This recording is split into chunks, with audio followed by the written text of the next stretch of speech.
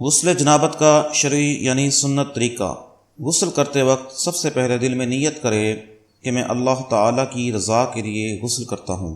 پھر دونوں ہاتھ کلائیوں تک 3 بار دھوئے، پھر استنجا کرے، شرم گاہ کو دھوئے، اور اگر نجاست لگی ہو تو اس نجاست کو بھی دھوئے۔ پھر اگر جسم پر کہیں اور کوئی نجاست ہو تو اس کو پاک کر دیں۔ پھر مکمل وضو اسی طریقے پر کرے جس طرح نماز کے لیے کیا جاتا ہے، اور اس میں وضو کے فرائض، سنتوں اور آداب کی رعایت کرے۔ پھر پورے جسم پر 3 بار اچھی طرح پانی بہائے کہ جسم کی کوئی جگہ خشک نہ رہے، اور ہاتھ سے جسم کو ملتا بھی رہے۔ جسم پر پانی ڈالنے کا بہتر طریقہ یہ ہے کہ پہلے 3 بار سر پر پانی ڈالے، پھر 3 بار دائیں کندھے پر، پھر 3 بار بائیں کندھے پر، پھر اسی طرح 3 بار باقی جسم پر پانی بہائے۔